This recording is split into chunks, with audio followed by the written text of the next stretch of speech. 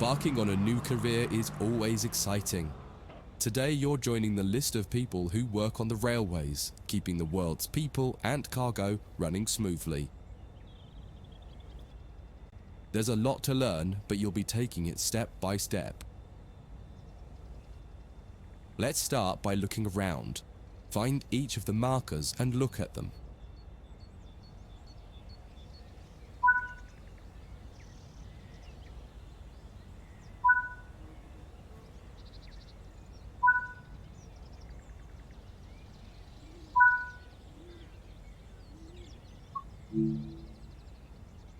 Before you get to the trains, take a quick tour of the facility here and learn the basics of moving around on foot.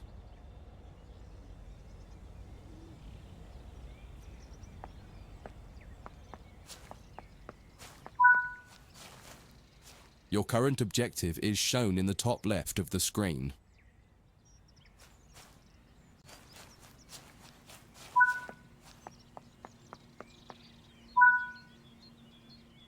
You've just been awarded some action points. These are displayed in the top right corner of the screen and count towards your overall experience level for the game. This is one of the many route tasks you can discover. Keep an eye out for other tasks that will ask you to place, collect, or fix a variety of things. Head into the main building to continue your induction. Walk over to the waiting area on the right. Let's take a seat for a minute.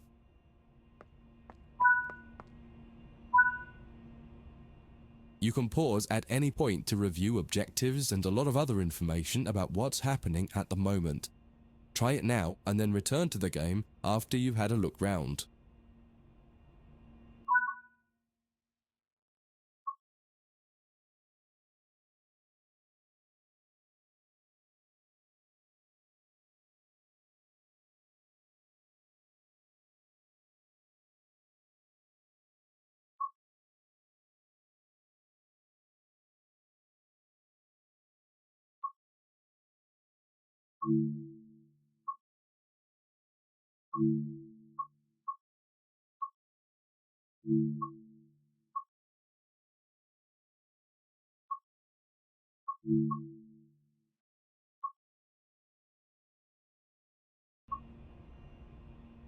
Now that you've covered some of the basics of moving around and interacting with the environment, let's take a walk through the building and find the trains.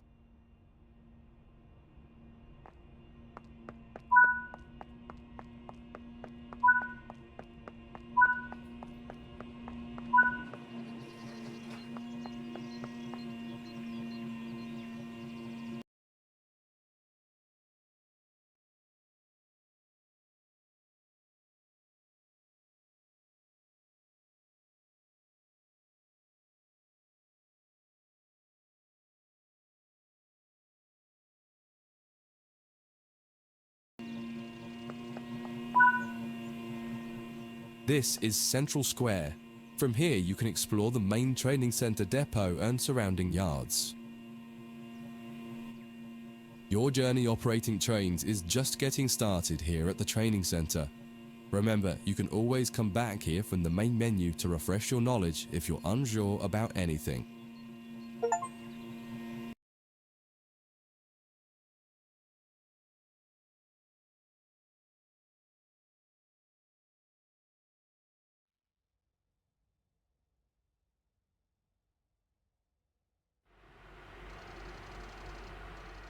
In this training module, you'll learn about the on-screen overlay known as the heads-up display, or HUD.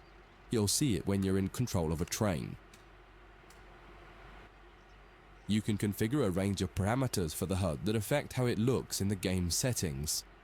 In this tutorial, you're going to take a look at the two main types of HUD and make a first choice of which one you prefer. Get started by climbing up the ladder into this train and sit in the indicated driving seat.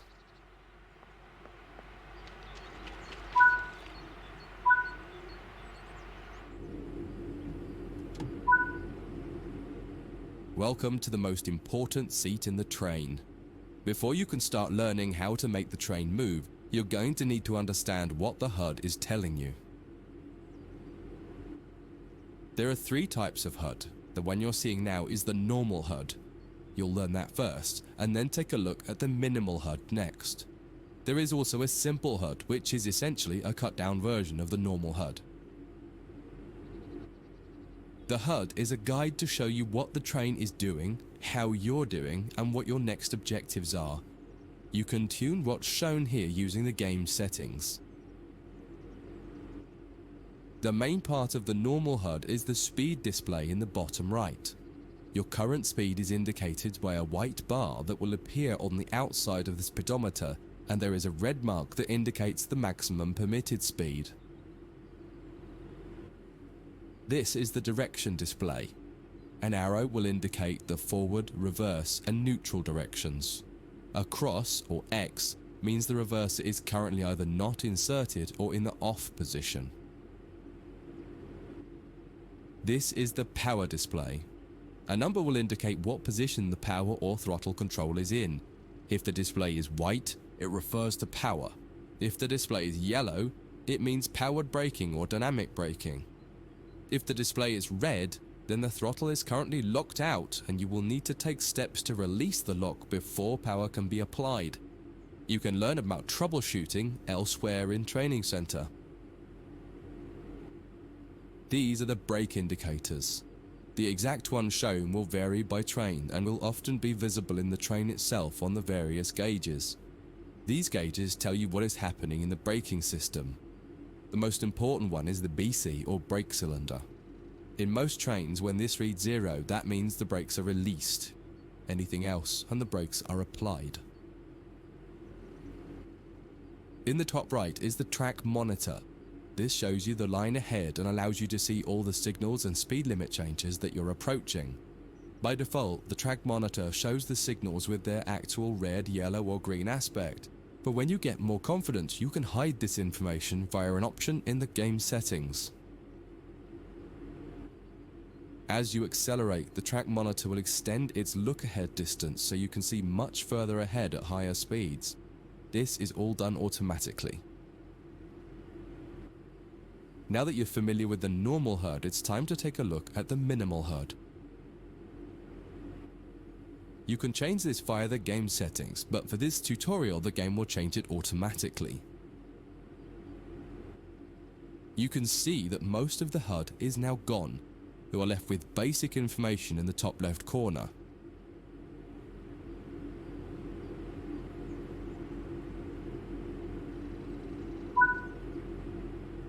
The minimal HUD immerses you in the experience of driving the train. Use the train's real gauges as much as possible. In the top left corner, you will see the information about your next objective and some limited information about what the train's doing, such as your current speed, the speed limit, and the gradient. Use the game settings to add and remove information from the minimal HUD. With less information, you'll find driving more challenging, but also more immersive and rewarding. Experienced players might prefer the minimal HUD, especially when driving from the cab view. The normal HUD is ideal for newcomers or anyone who wants to drive from an external camera. You can switch HUDs in game settings. Do you want to start with the normal HUD or minimal HUD?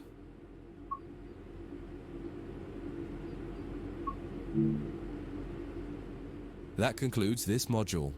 If you wish to replay it, you can come back to it at any time via the Training Center.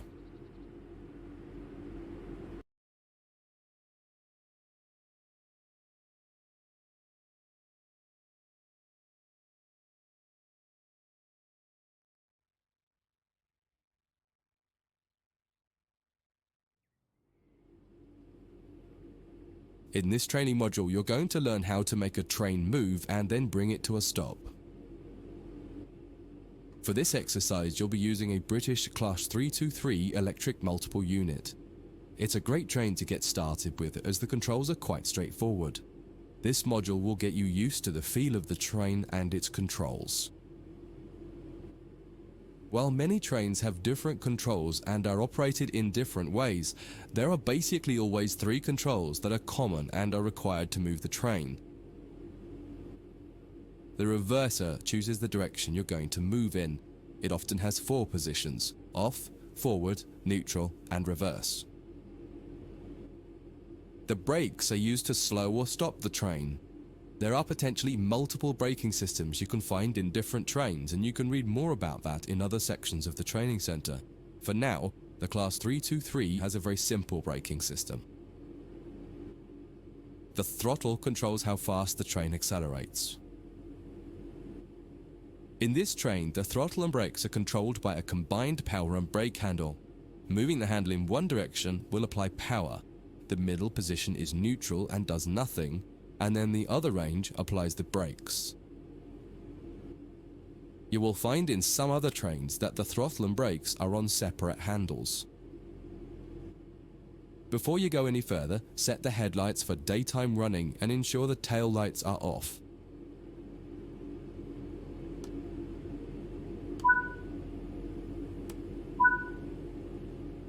We want to move the train forwards, so set the reverser to the forwards position. Now pull the combined power and brake handle towards you to release the brakes and apply power.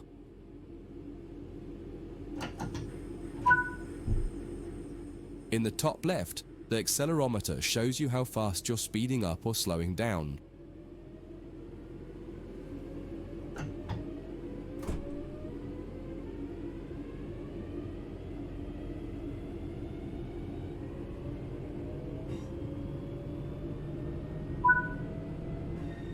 Now that you've reached your target speed, you can move the throttle control back to the center position. The train will then coast on level ground and only slow down very gradually.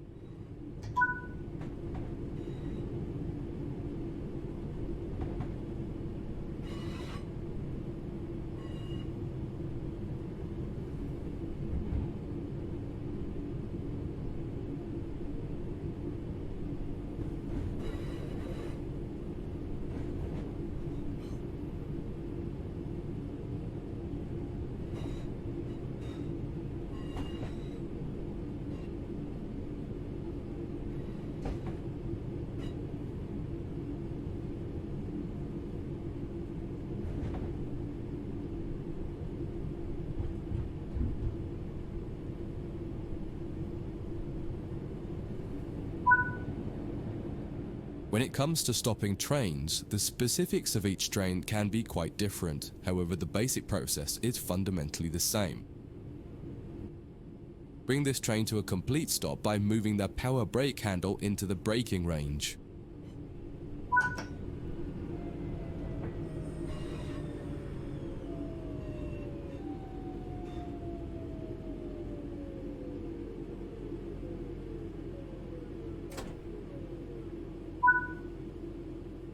The amount of braking you will need to apply also varies depending on whether you're going uphill or downhill and how heavy your train is.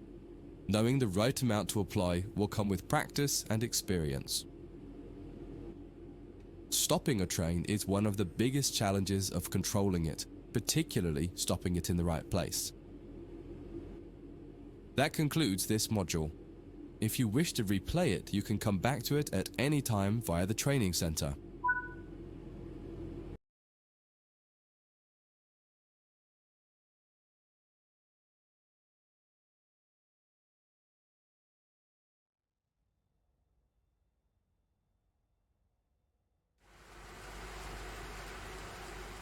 In this training module, you'll be learning basic passenger operations in this Class 323 electric multiple unit. This part of the training center is the metro loop. It is used primarily for driver training for passenger trains that are generally shorter or might stop more frequently in normal operating practice. It consists of 2 platforms. In this module, we'll be doing a complete circuit and practicing stopping at both stations. When you're ready, open the door and climb aboard the train.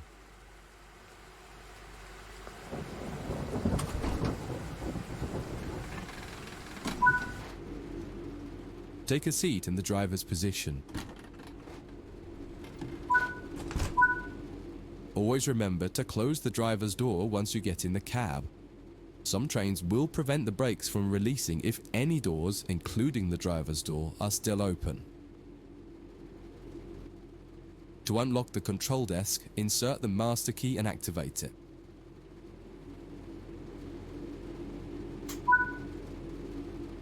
Turn the coach lighting on so that passengers aren't boarding a dark train.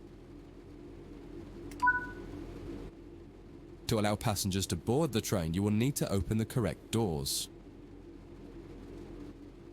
In order to use the buttons in the cab, you must first insert and then turn the door key to the on position. As the platform is on your left, press the open doors left button.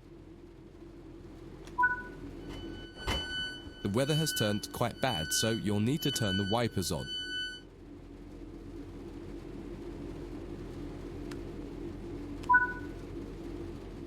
The cab light is currently on. Make sure to turn it off. It's useful to find your way around in the cab, but can make it hard to see out of the window, so you should always turn it off before you start moving.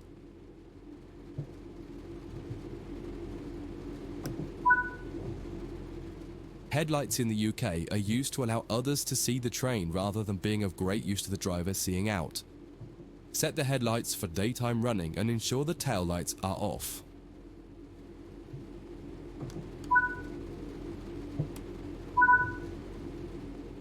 While the passenger doors are open and the loading objective completes, you'll notice the bar in the top left slowly rising. Once it reaches the top, the objective will complete and it will be time to close the doors.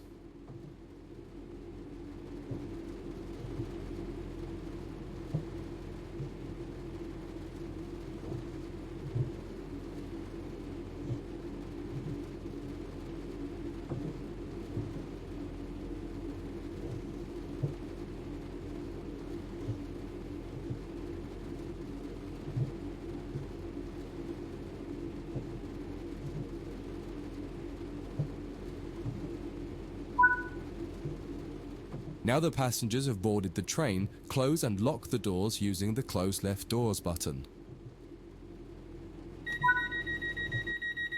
Set the reverser to forward. Apply some power to get moving.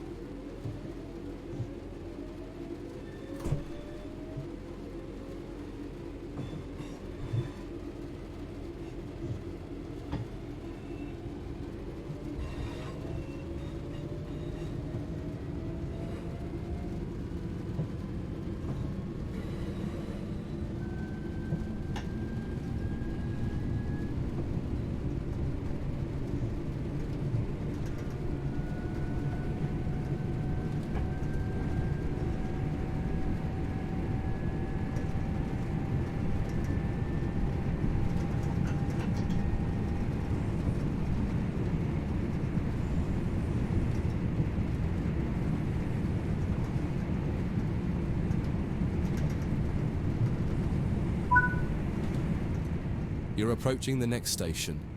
Use the power brake handle to apply power so that you come to a gentle stop at the indicated marker on the platform.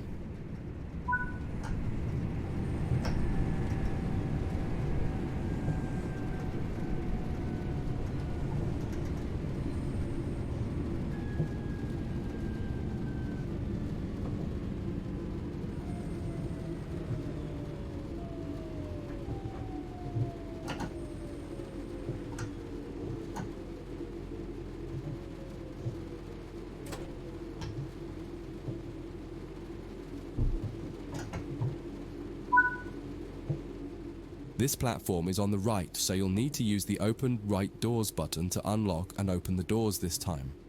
Once again, observe the objective indicator on the HUD to tell you when it is completed.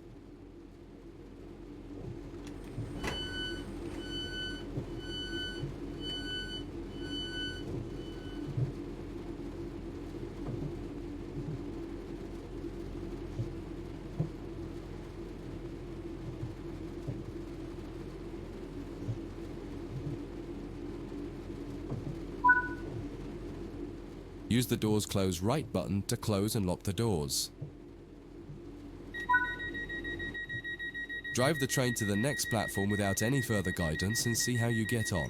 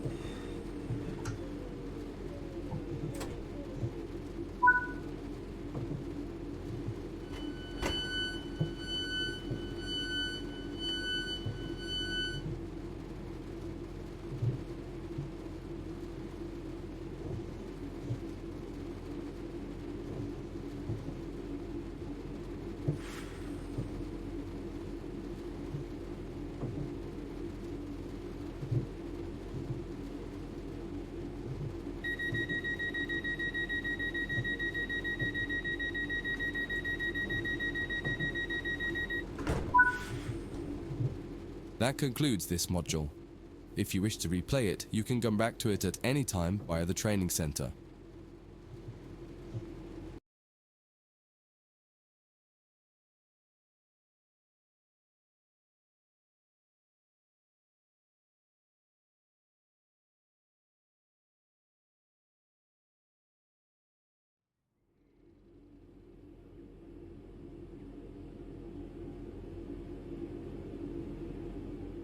In this training module, you'll be learning about the various camera controls and how to get the best views.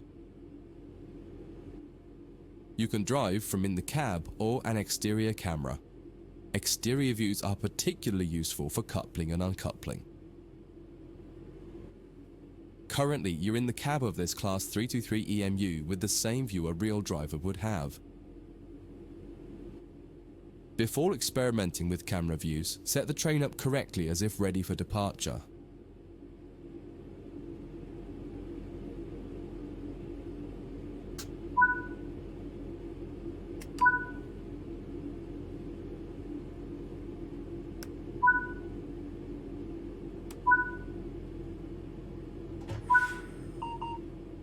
We will now explore the camera controls.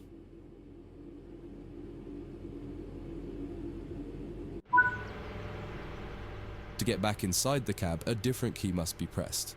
Do that now. Now that you're used to interior and exterior, switch back to the exterior view again to learn more about it. From the exterior, you can move the camera around. Use the keys indicated along with your mouse to move and turn the camera. If the mouse pointer is moving but your view doesn't change, right-click the mouse to turn on camera mode. Spend a minute just practicing moving and turning the external camera.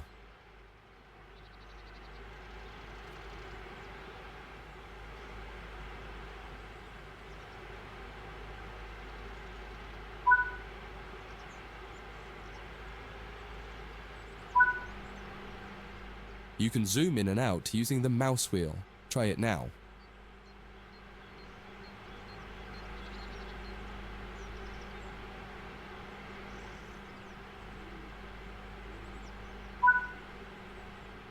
While in an external camera, you can also interact with some elements such as junctions. You'll be learning about junctions properly in a different training module, but for now, fly over to the indicated junction and change it by interacting with it using the controls indicated.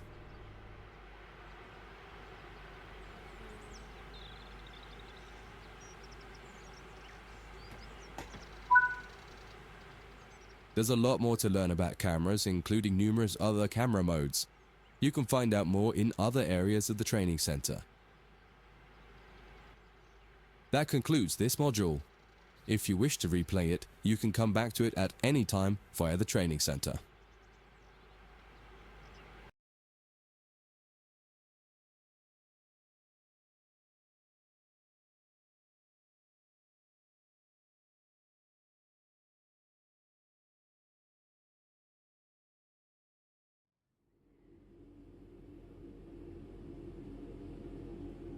In this module, you'll combine everything you learned from the moving a train, passenger operations, and camera controls modules, but from outside the train. Now you'll have the freedom to enjoy external cameras while driving the train. Before you go any further, get the lighting all set up correctly.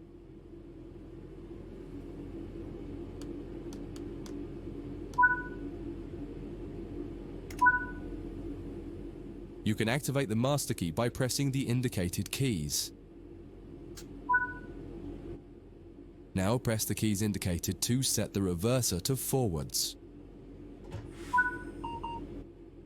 Just as with other modules, you're currently sitting in a Class 323 multiple unit. You must now switch to the exterior camera. If you need a reminder on how to do this, head over to the camera controls module first and have a quick refresher.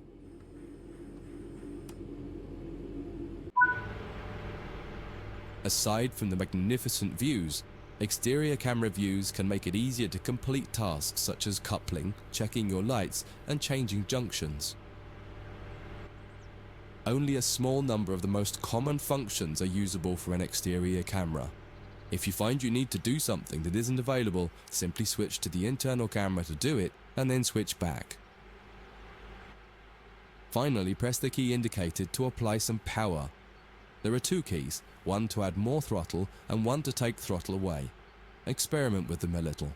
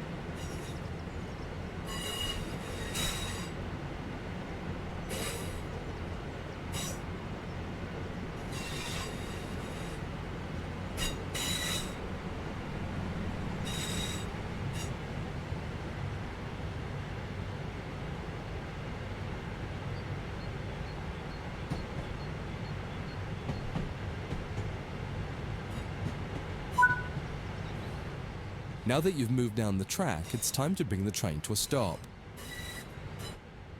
Use the keys indicated to adjust the power brake handle to apply some brakes.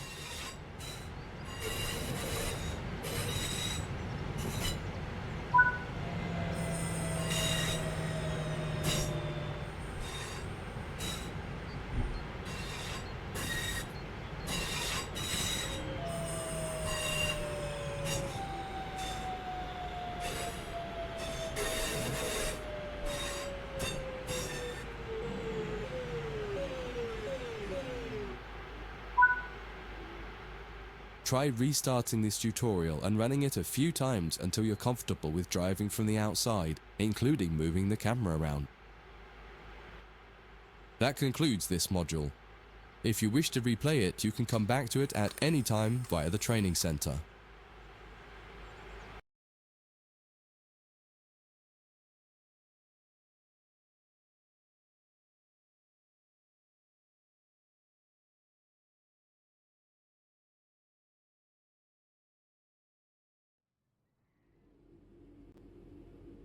In this training module, you'll be learning how to shut down a cab and change ends of the train so that you can drive in the other direction. You'll bring this unit back to central square sidings. You'll need to change ends a couple of times. Don't worry about how the train is going to get there though, all the paths are going to be set for you. You just need to change ends and then drive when you're given instruction to do so. Get started by setting this cab up for operation. Activate the master key first to unlock the control desk. Set the headlights for daytime operation and ensure the tail lights are off. Set the headlights for daytime operation and ensure the tail lights are. Set the reverser to forwards, as that's the direction you'll be going. The first move brings the train forwards to the junction around the corner from here, and you'll be stopping once the rear of the train has cleared it. Apply some power and drive forward a bit so that we can prove that this cab is working and the train moves as expected.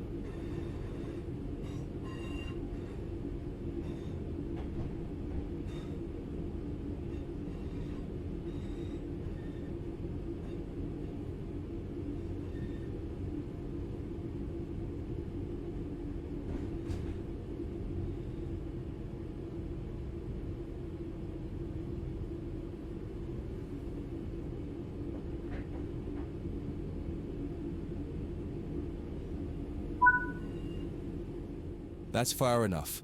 Bring the train to a stop by applying some brake using the power brake hand.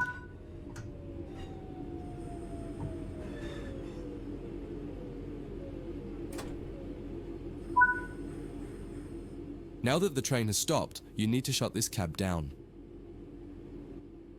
Turn off the headlights and ensure the tail lights are on.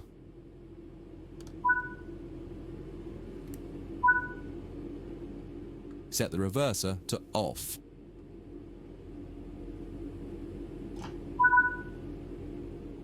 Remove the master key. This cab is now shut down. Walk over to the other end of the train, ensuring to close any doors behind you.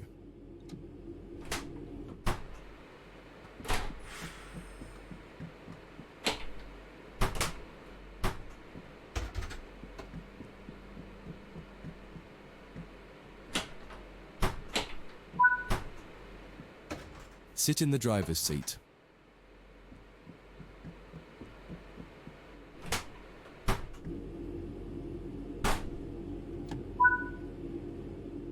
Follow the steps indicated to activate this cab, repeating the procedure that you did when you set up the previous cab.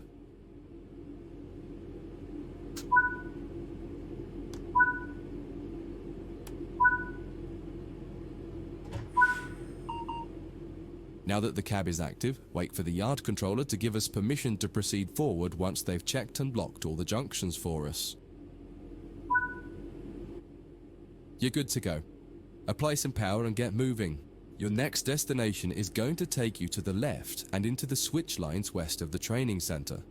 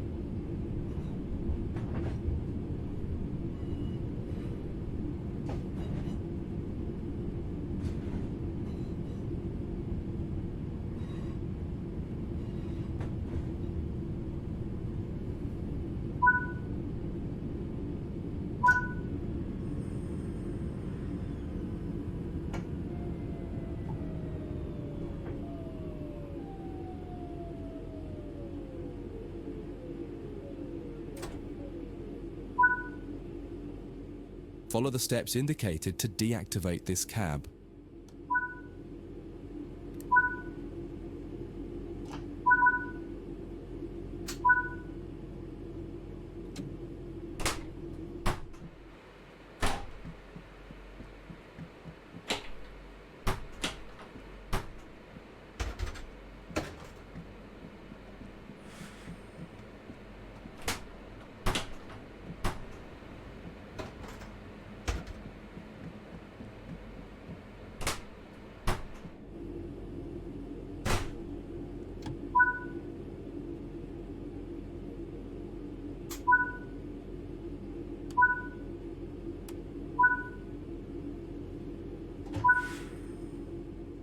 Now that the cab is active, wait for the yard controller to give us permission to proceed forward once they've checked and locked all the junctions for us.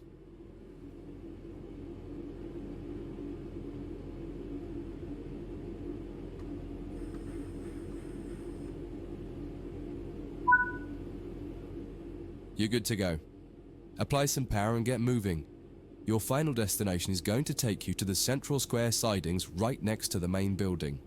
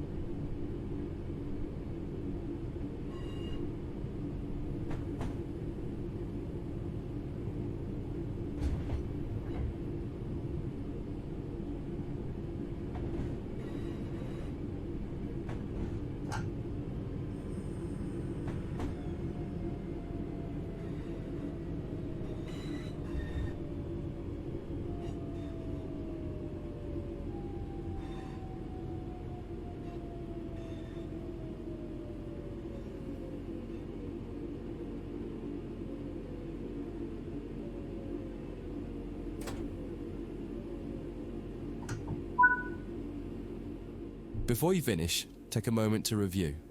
When changing cabs on almost any train, there are some common things to double check before you depart the cab you're finished with. What position have you left the throttle and brake controls in? What position is the reverser in? Are the headlights and taillights set up correctly for what will become the rear of the train? Are all doors closed? Once you get used to each train you operate, you'll quickly begin to remember what each one needs and get used to the elements that are common between different trains.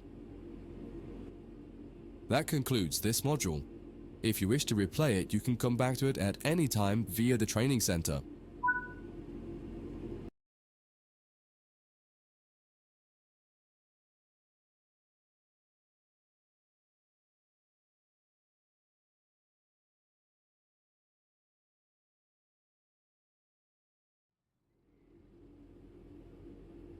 In this training module, you'll be learning about the live 2D map and how it can help you understand where you are, where your objective is, and how you can change the path of the train to get to the right place.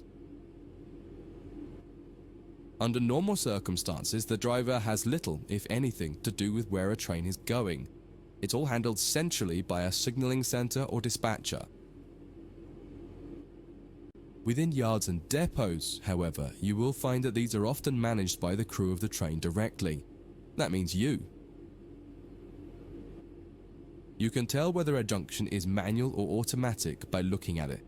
If it has no big lever, then it's automatic and you can't influence it.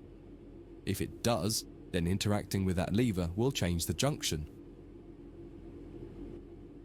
For this module, you'll take this class 323 from the siding here next to the main loops and set all the junctions yourself to direct the train to the switch lines, and then change ends and repeat the process to bring the train into the depot. Your destination has been set over in the switch lines on the far west of the training center.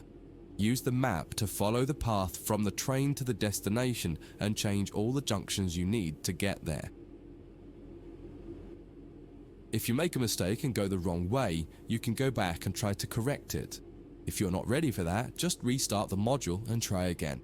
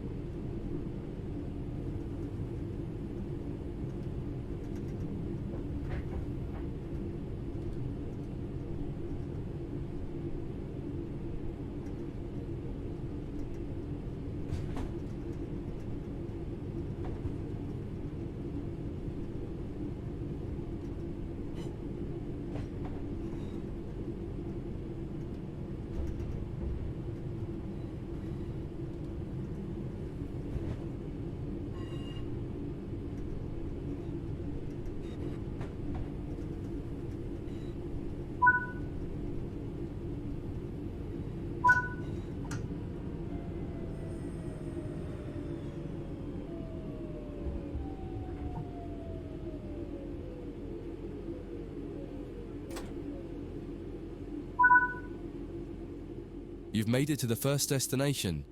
Go ahead and change ends in the train and you can try one more time for practice.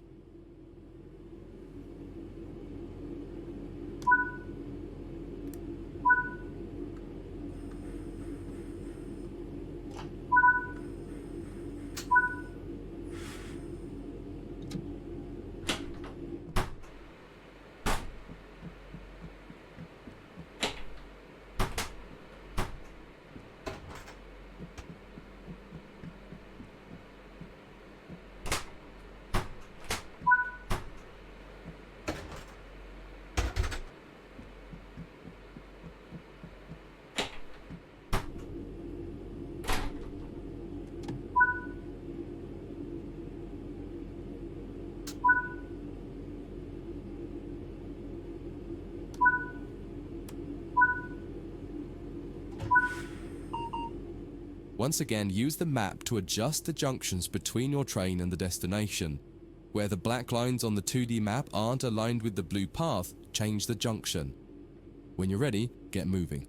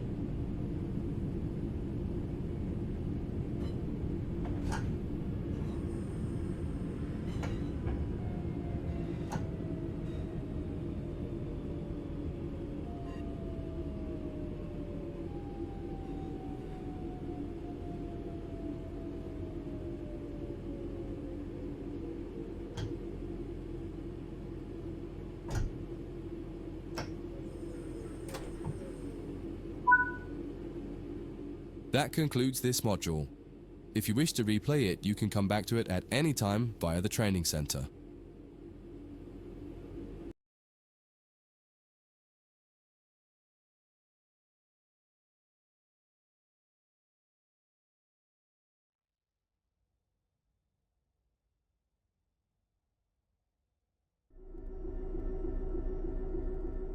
In this training module, you're going to learn to drive a diesel-electric locomotive and how the controls differ from a multiple unit. This is a BR Class 66 diesel-electric locomotive typically used for freight operations in the United Kingdom. In some trains, it is first necessary to insert the reverser handle. We need to do that on this one.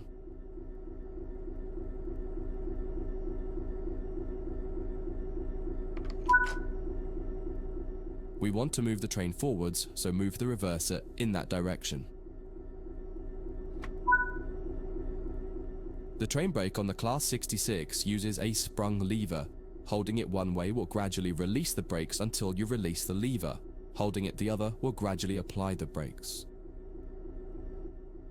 You need to keep an eye on the two brake gauges in front of you. The larger one in the middle is the brake pipe. The outside needle shows the target pressure and the inside needle shows the actual pressure. When you apply or release the brakes, the outer needle moves and the onboard control systems will begin to adjust the brakes to match your setting. You can make a change to the brakes and focus on the road ahead while the system works to match the pressure you've set.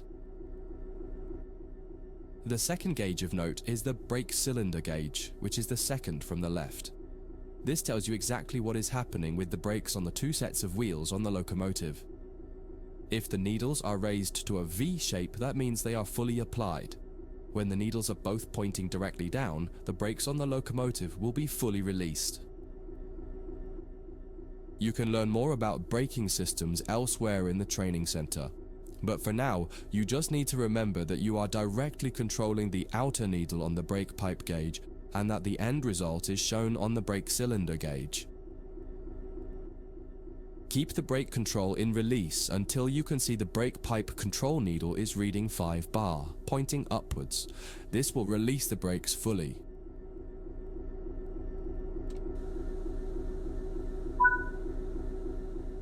Watch the brake cylinder gauge to see it gradually reduce to 0.0, needles pointing downwards, which tells you that the brakes are now fully released on the locomotive and you can move the train. It's important to note that the brake cylinder gauge is only telling you what's happening on your locomotive. If you have wagons attached, they can take a little longer to release, so if the train doesn't move immediately, don't worry. Apply some throttle to get the train moving. As you apply power, notice the ammeter rising, the gauge on the right-hand side with the colored sections. This is the amount of power being fed into the traction motors. Try to keep it in the green section, only briefly in the yellow, and avoid the red section to avoid damaging your traction motors.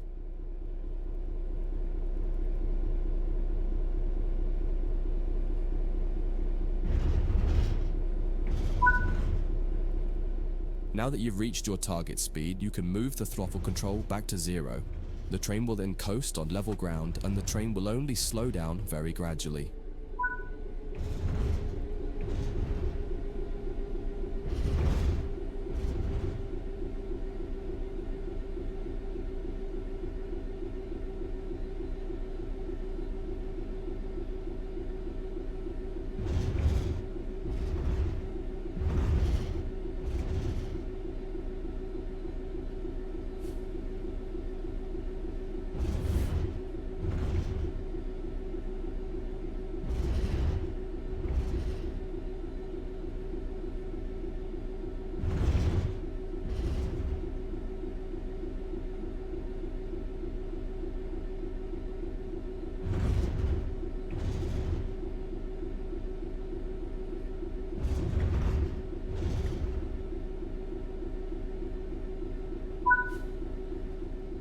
That's far enough. Bring this train to a complete stop by holding the brake control in the apply state until you see the brake pipe control needle in the center of your cab desk showing about 4 bar. The amount of braking you'll need to apply also varies depending on whether you're going uphill or downhill and how heavy That concludes this module. If you wish to replay it, you can come back to it at any time via the training center.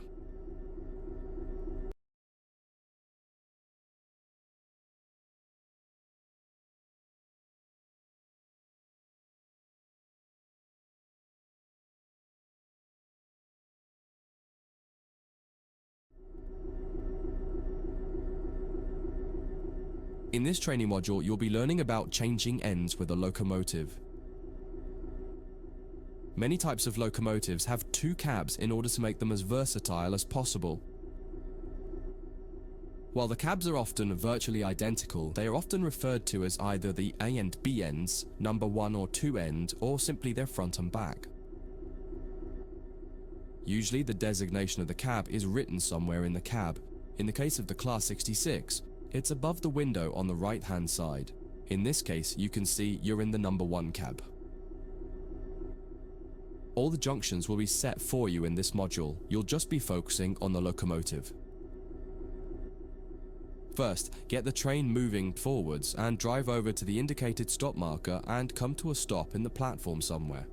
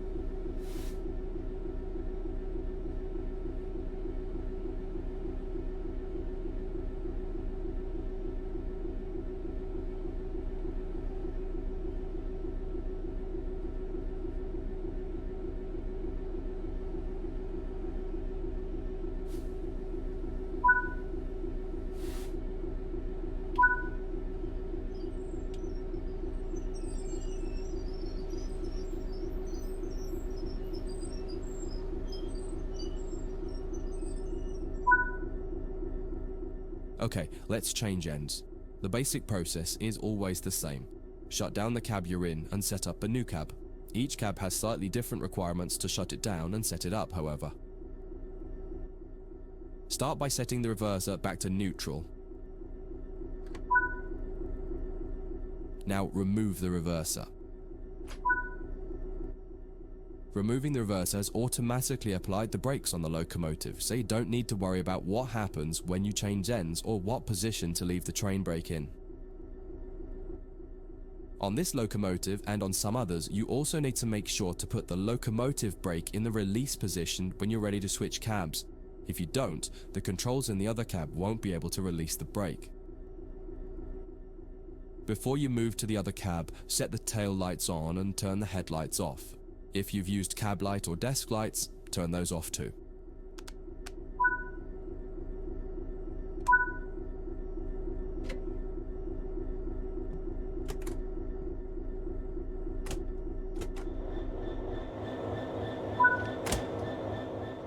Head to the other cab. You'll need to leave the train and get back on board at the other end. While some trains allow you to walk from cab to cab internally, it's often hot and uncomfortable.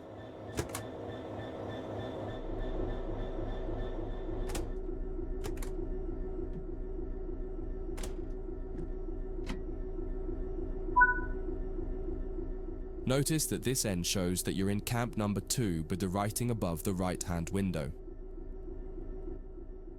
Get the cab set up as per normal and then pull forward to the marker in the other siding and come to a stop anywhere in there. Don't worry about junctions, they've all been set for you.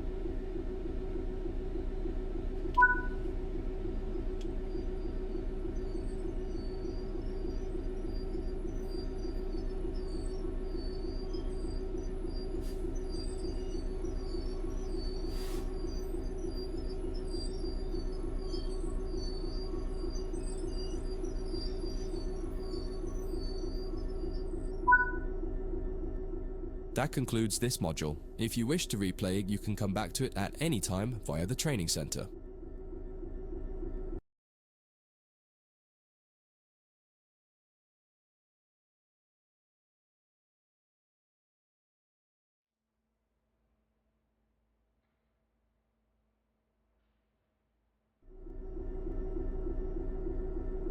In this trading module, you'll move some mineral wagons to a new location and learn how to couple and uncouple the wagons to your locomotive. All junctions are going to be changed automatically for you in this tutorial, so you can focus on driving. The mineral wagons are located ahead of us. Start by pulling gently forwards until you touch the wagons and stop. This will take some practice as it requires a lot more fine control. You'll find the locomotive brake is easier and more responsive. Take your time. If you hit the wagons too hard, they might come off the track, so try to be gentle and aim for 2 miles per hour or under as you touch them. You may also prefer the external camera to give more visibility, particularly as you get close to the wagons.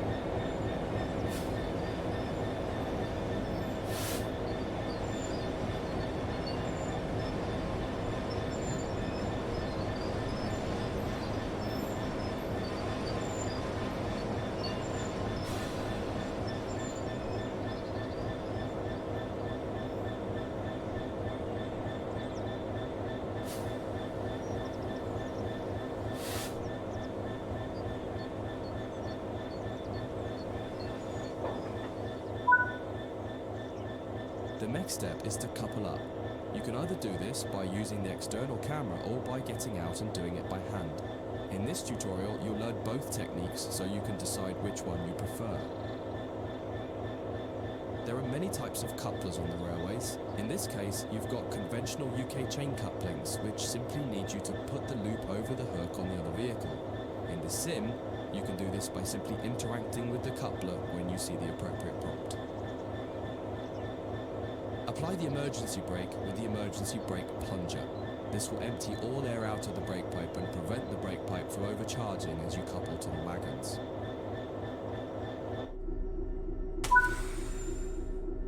You'll do this one by getting out of the train. Leave the cab and walk over to the coupling.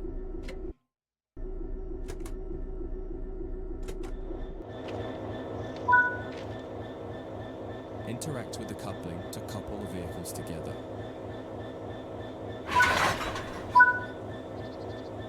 Now head back to the cab. Unset the emergency brake plunger to restore the brakes. Then you'll need to shut this cab down and change ends. Follow the instructions here or check out the training module that covers changing cabs in more detail.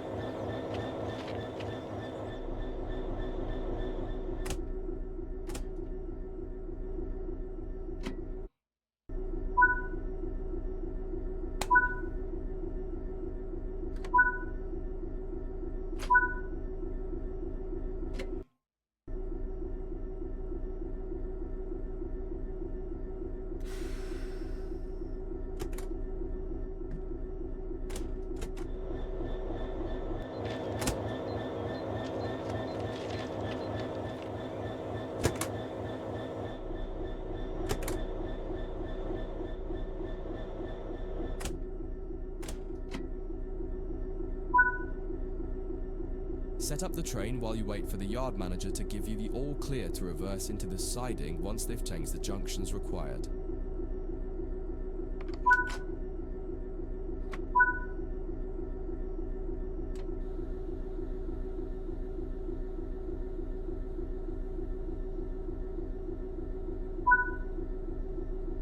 Junction set, you're clear to go.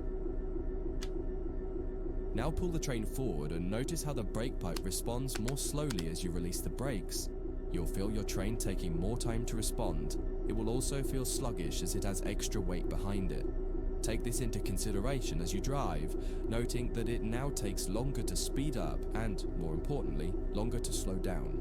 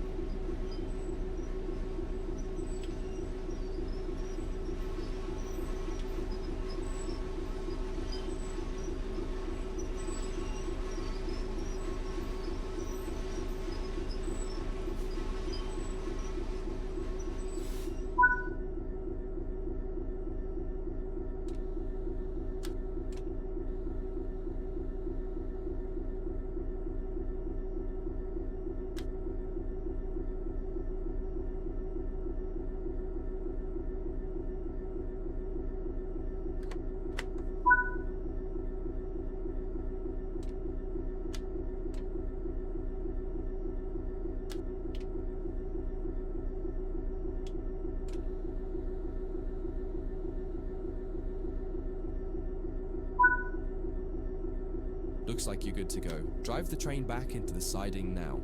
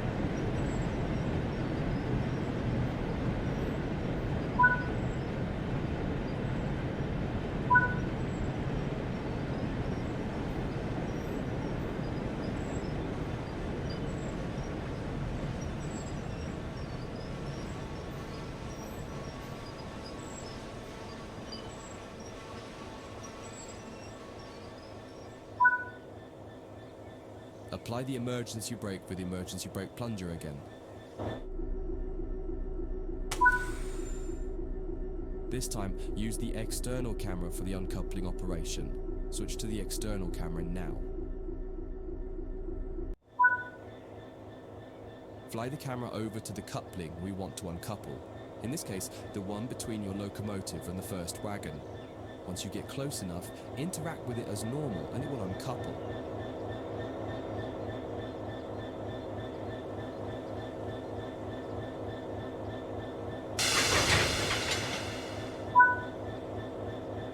That concludes this module. If you wish to replay it, you can come back to it at any time via the training center.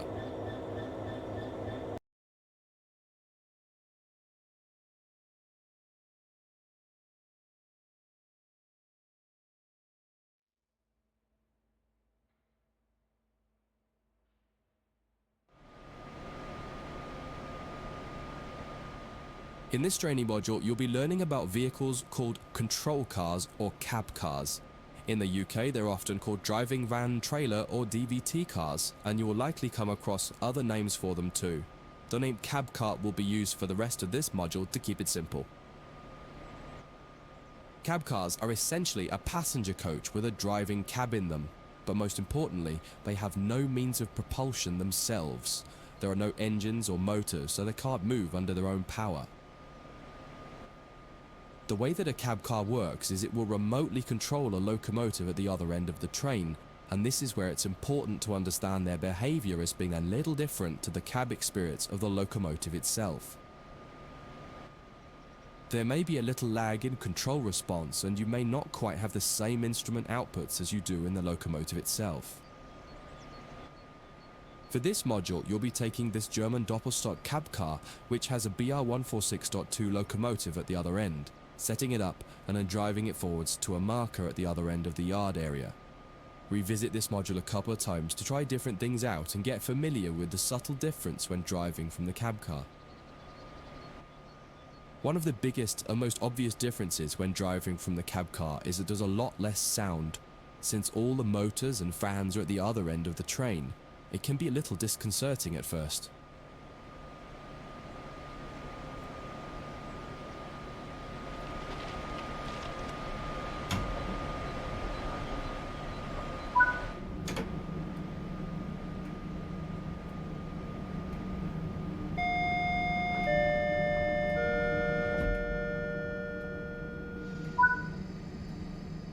Engage the brake system by turning this key.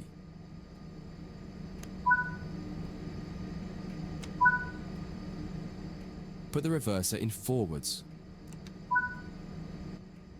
Turn on the headlights and set the signal light switch to headlights. Most German trains have these two controls to enable headlights, one on the desk and one on the back wheel.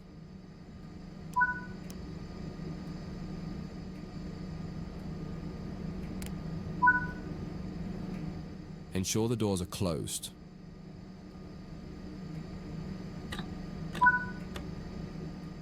Release the brakes and apply some power to get moving.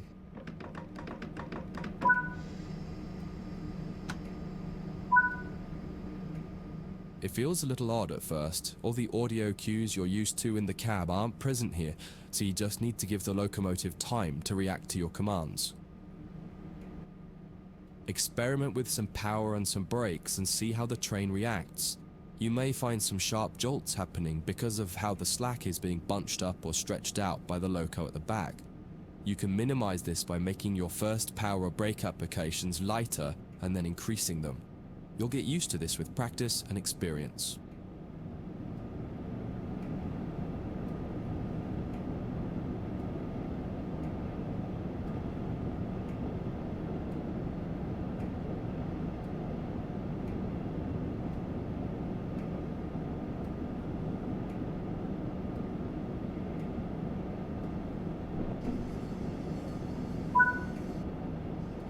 Cut the power and coast the rest of the way.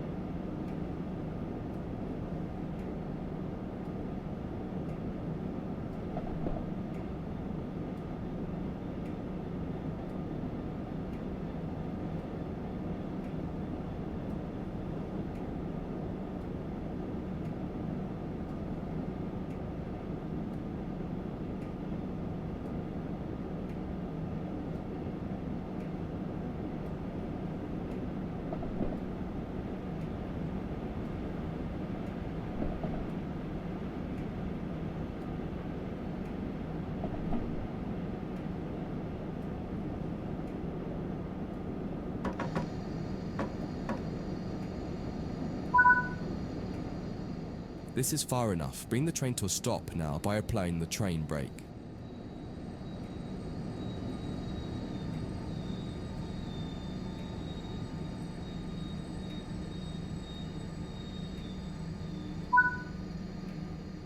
This is just a brief introduction to cab cars. The Changing Ends for Cab Cars training module goes into more depth about both the cab car and the BR146.2 locomotive on the other end of the train. That concludes this module. If you wish to replay it, you can come back to it at any time via the training center.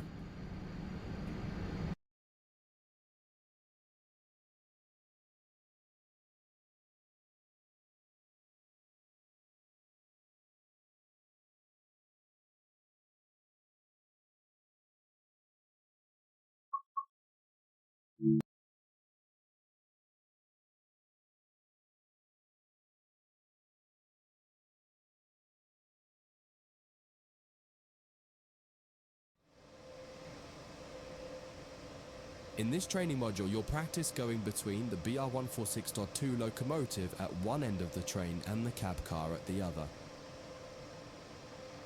All the junctions are being taken care of for you by another team member, allowing you to focus on driving. You're starting here in a siding near the main loop. Get started by climbing in.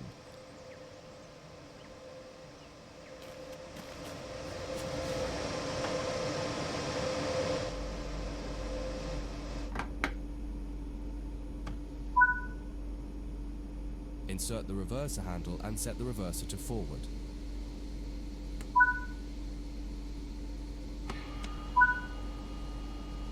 Set the headlights to bright, and on the back wheel set the signal lights to headlights.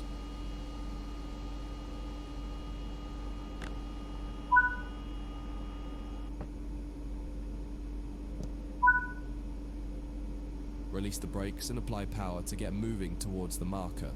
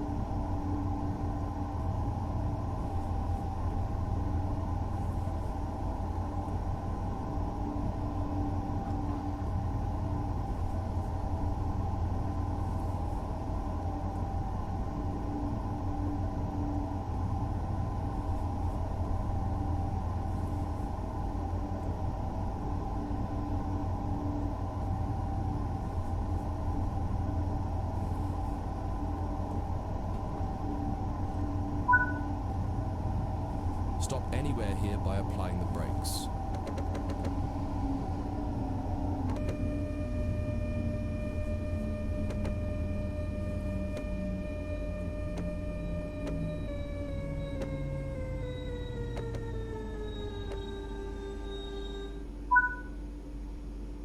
It's time to get the locomotive cab shut down. Move the train brake handle to the full service position. Set the reverser to off and remove the reverser handle. That will deactivate the cab.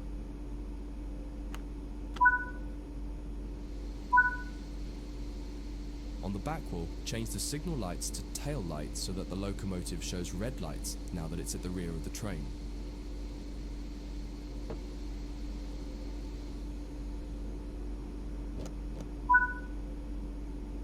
With the cab shut down, you can move to the other end of the train.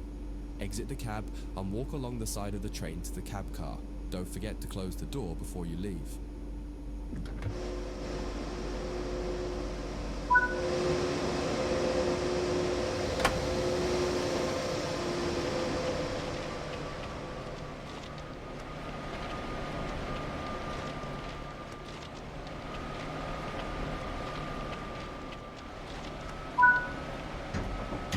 Open a passenger door on the cab car to get in and make your way to the cab and sit in the driver's seat.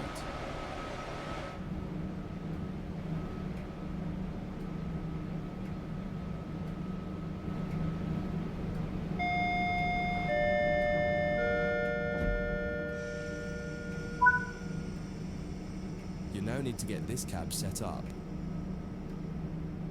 Start by turning the brake key to activate the brakes.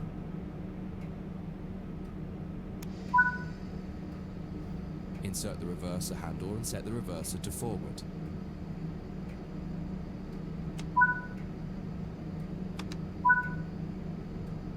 Set the headlights to high beams and on the back wall set the signal lights to headlights.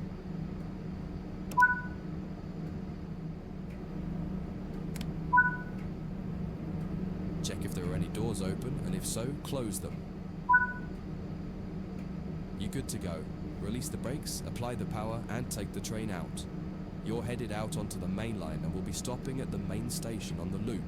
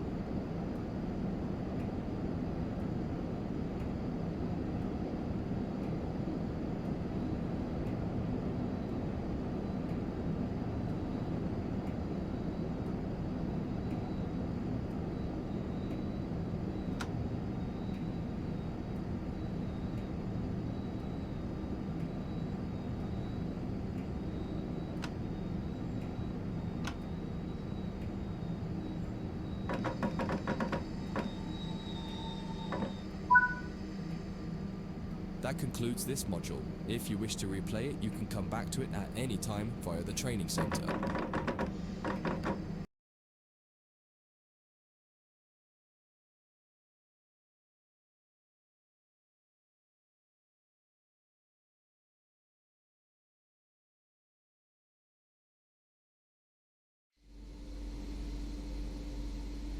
In this training module, you're going to learn how the German AFB cruise control system works.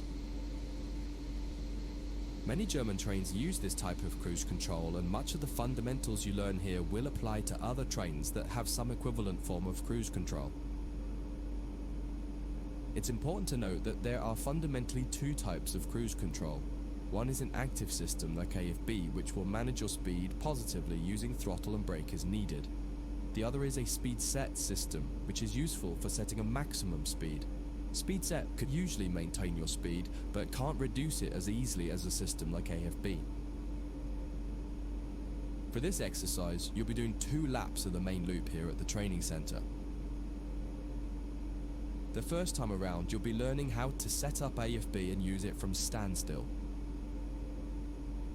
The second time, you'll learn how to enable AFB while your train is already running.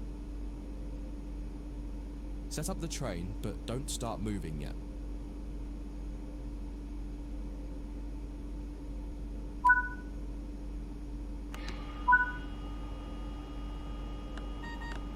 Störung.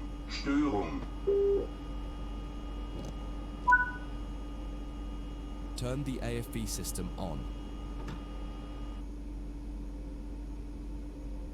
AFB. You can now set the target cruise speed using the AFB lever. Set it to 40 km per hour for now.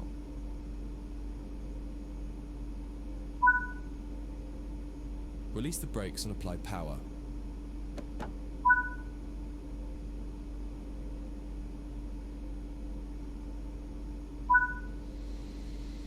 As the train accelerates, you can apply more power as needed.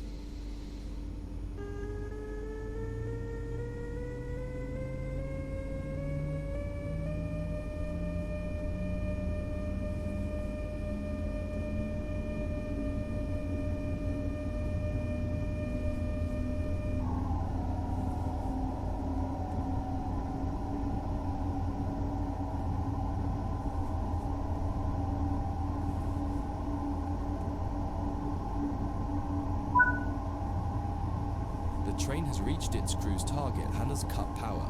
It will now manage the speed as needed automatically. You can leave the power handle with the power applied, and this grants the amount of power available for AFB to use.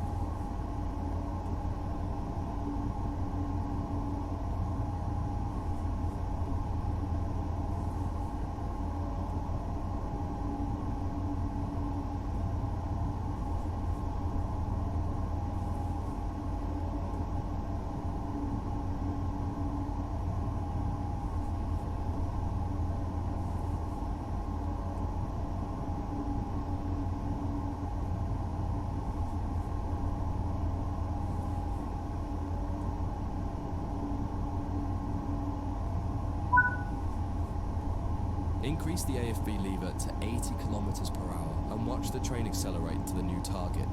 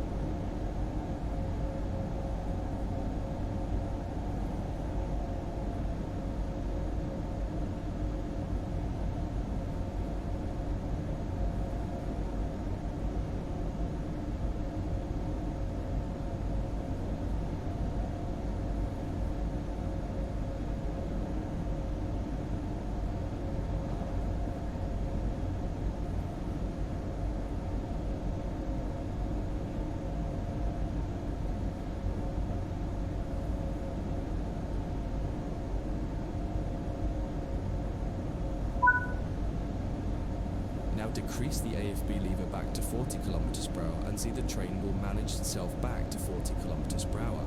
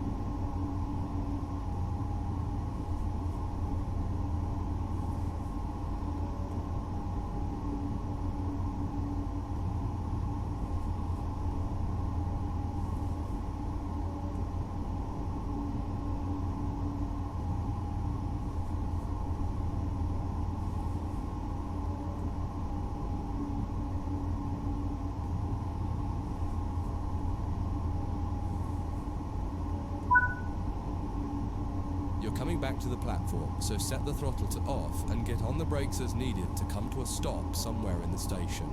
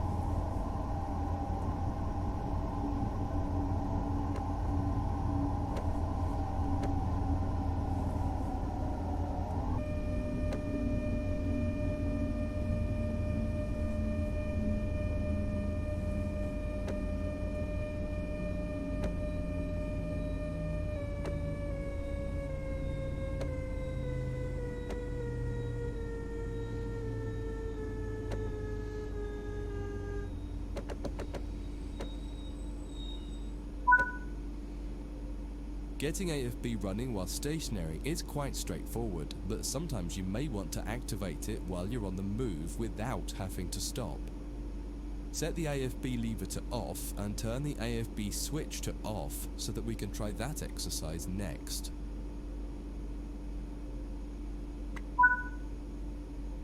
AFB RFB, RFB, RFB.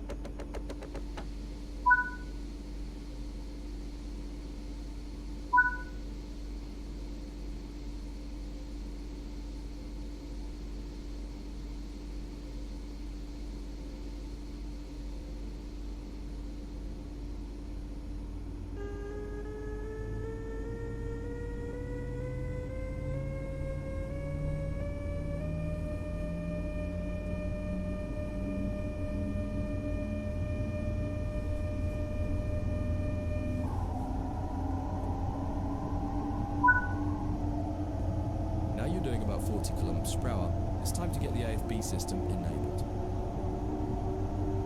First, completely cut the power handle to off. Next, set the AFB to the maximum position. Don't worry, it can't do anything because the power handle is set to off. Now activate the AFB switch to turn AFB on. RFB, RFB, RFB. Move the AFB lever to 80 kilometers per hour so it can speed up.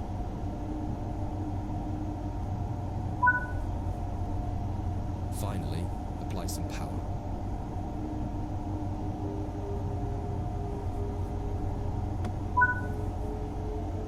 Notice that we're now accelerating, and if all has gone well, you'll see the power cut out around the 80 kilometers per hour mark as AFB is managing your speed.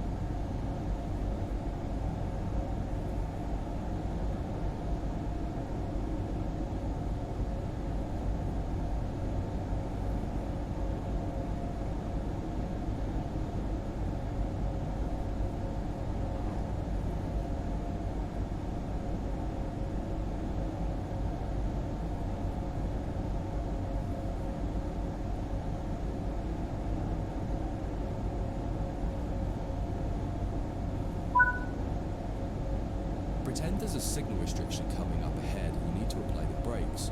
Use the brake lever to bring the train down to around 40 kilometers per hour and then release the brakes.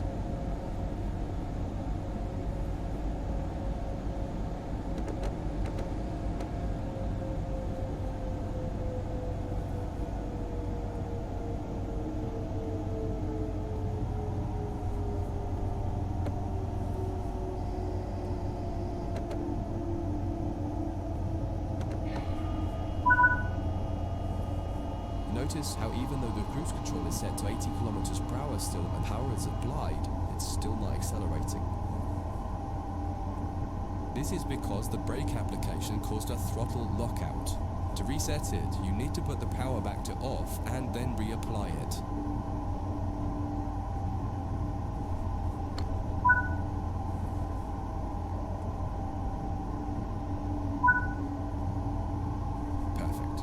Accelerating back up to 80 kilometers per hour.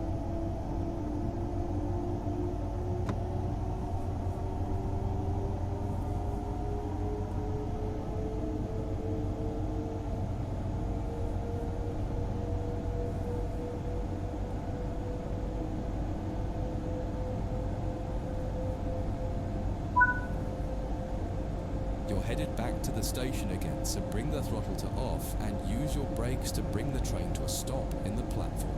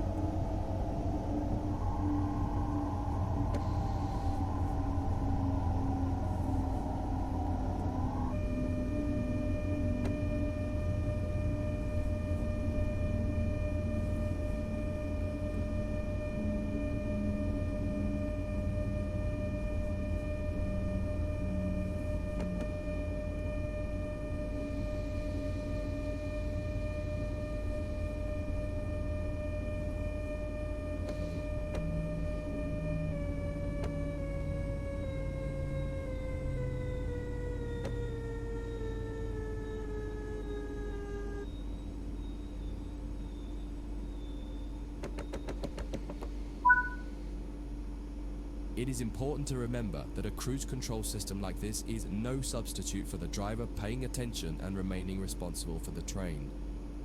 Cruise control systems also cannot be relied upon to slow the train at an appropriate rate when approaching red signals or speed reductions, so you should be ready to use your brakes as needed. That concludes this module. If you wish to replay it, you can come back to it at any time via the training center.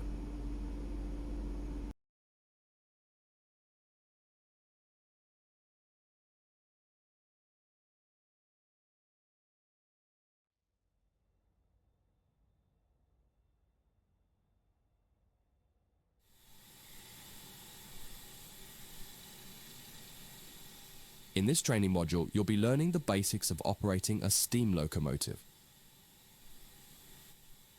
You'll be driving this Stanier Class 8F steam locomotive. When you're ready, climb onto the footplate.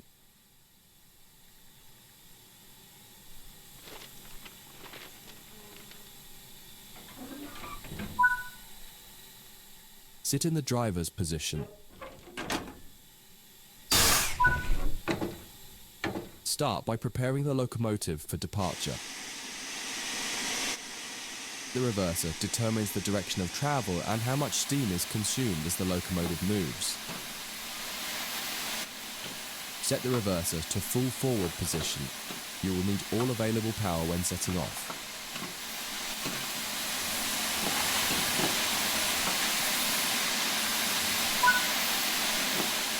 This locomotive has a combination brake that controls both steam and vacuum brakes. Steam brakes will apply on just the locomotive. Vacuum brakes will apply to the rest of the train so long as it is equipped with vacuum brakes. The brakes are released when a vacuum is created. The driver can use the brake handle to destroy the vacuum, which will start to apply the brakes. To create a vacuum, you should use the ejectors. The small ejectors should be left open when the train is running. The large ejector can be used to more quickly increase the vacuum after coupling or heavy braking.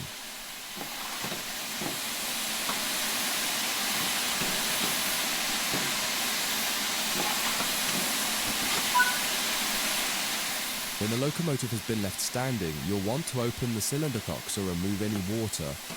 Water in the cylinders can damage the locomotive as it doesn't compress like steam.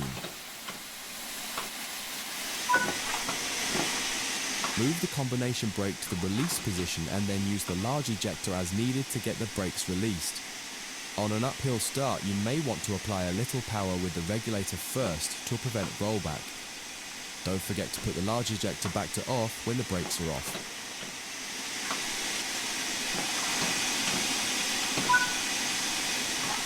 The regulator acts like the throttle control for steam locomotives. It controls how much steam is delivered into the cylinders. Applying too much power too early can cause wheel slip, so increase it slowly. After a few wheel rotations, the cylinder should have been blown clear by the steam jetting out of them, so you can close the cylinder cocks to get full power in the cylinders and prevent further steam waste.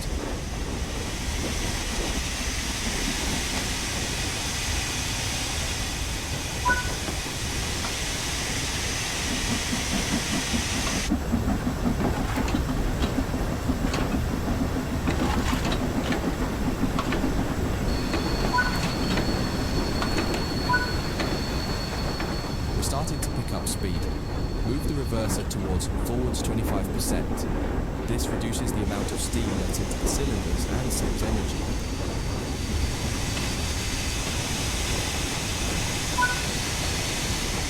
To drive a steam locomotive, you'll mostly be managing the regulator and the reverser. The regulator puts steam into the cylinders. The reverser uses that steam to power the pistons and manage the power you get from the locomotive. As you accelerate, you'll want to gradually pull the reverser back towards the middle, usually no less than 15%, in order to make the most efficient use of steam and get the most out of the locomotive. Practice and experience will show you how much to adjust the various controls by. The way you manage the controls will vary depending on the type of steam locomotive and the weight of the train behind it, but the fundamental process of what each control does is the same.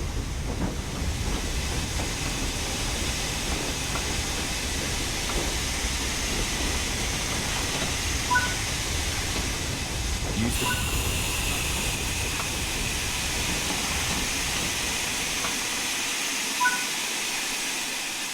concludes this module. If you wish to replay it, you can come back at any time via the training center.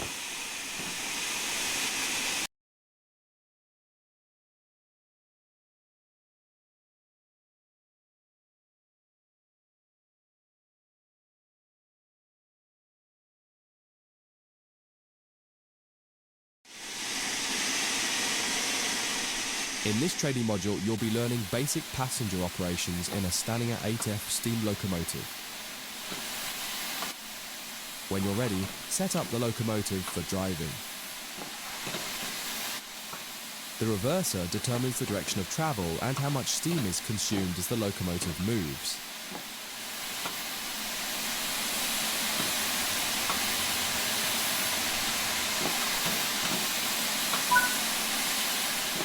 When a vacuum is created, this will release the brakes. The driver can use the brake handle to destroy the vacuum, which will start to apply the brakes. To create a vacuum, you should use the ejectors. The small ejector should be left open when the train is running. The large ejector can be used to more quickly increase the vacuum after coupling or heavy braking. This locomotive has been left standing, so you'll need to open the cylinder cocks to remove any water.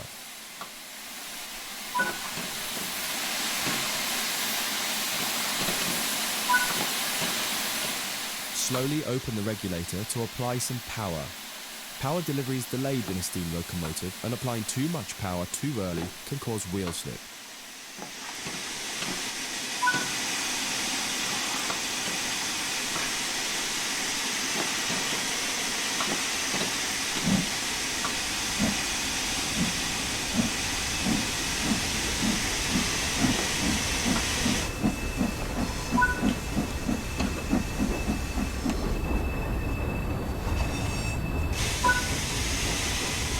You're starting to pick up speed.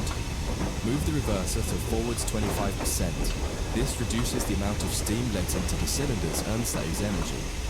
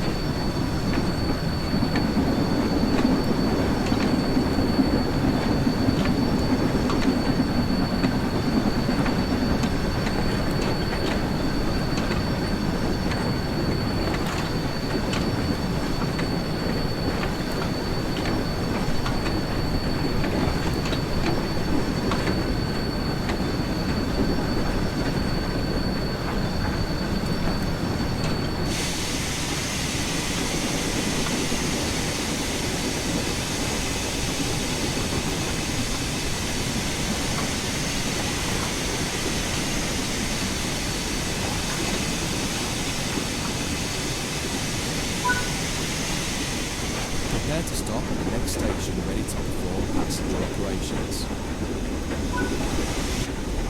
Close the regulator and gently apply the combination brake to bring the train to a stop at our destination.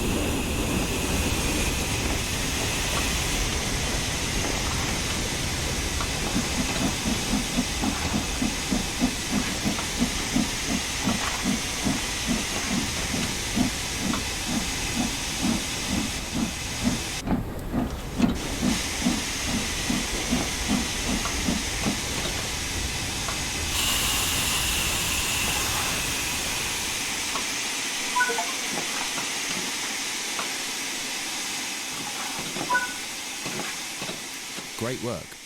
To allow passengers to board, you'll need to open the doors. Keep the doors open to allow enough time for passengers to board the train.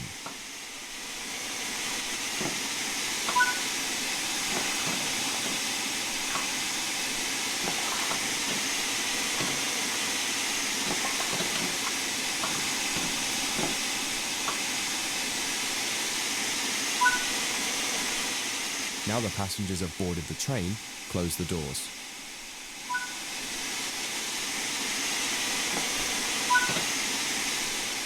Now let's go to the next stop. Once the wheels have rotated a few times with the cylinder cocks open, you should close them to preserve steam.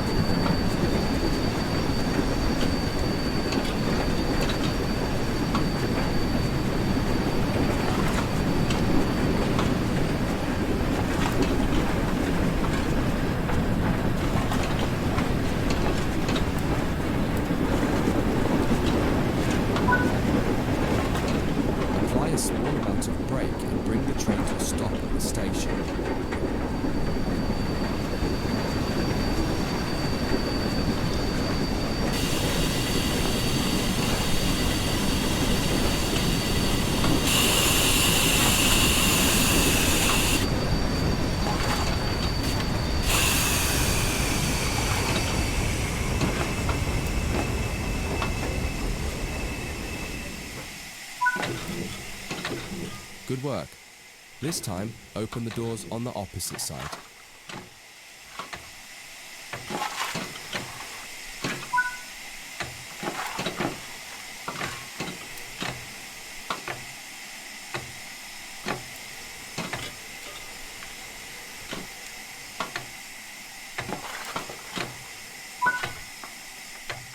Close the doors.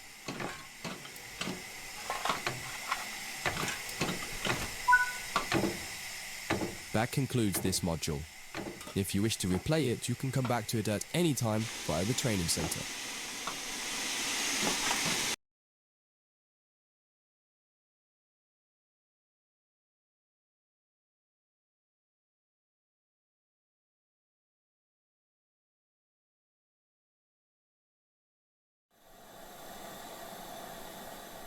In this training module, you will learn how to refill this stowing ATF locomotive with water and coal. In this steam locomotive, the water and coal needed for operation are stored behind the cab in what's known as a tender. Firstly, you'll need to prepare the locomotive to receive water. walk over to the water crane and move the water hose over the rear of the locomotive's tender.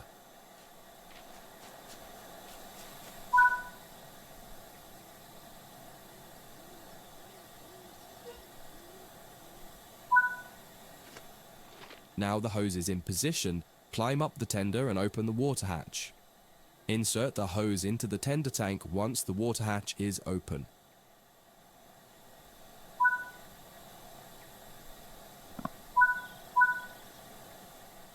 Great. The hose is in and the tender tank is ready to be filled.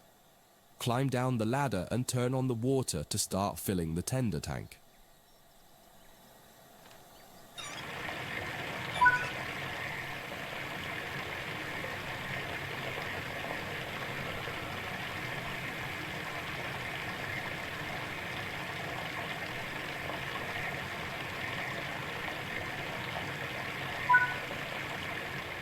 The tender tank is now full. Turn off the water and bring the hose back to the water crane before closing the water hatch.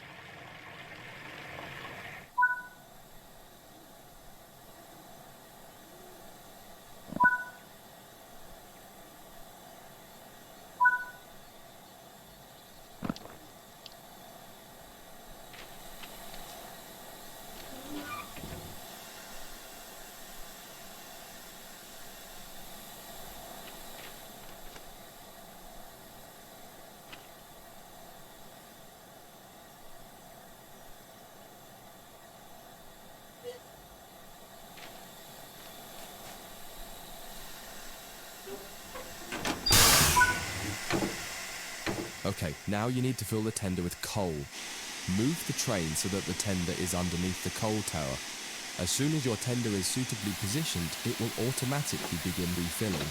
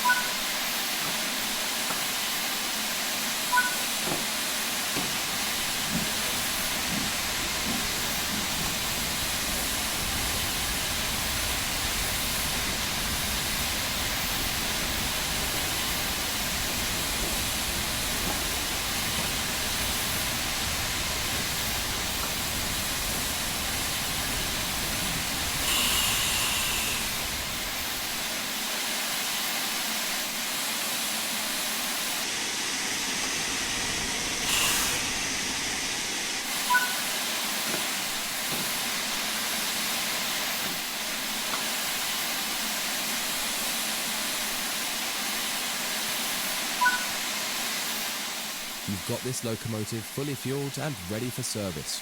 Great work. That concludes this module. If you wish to replay it, you can come back to it at any time via the training centre.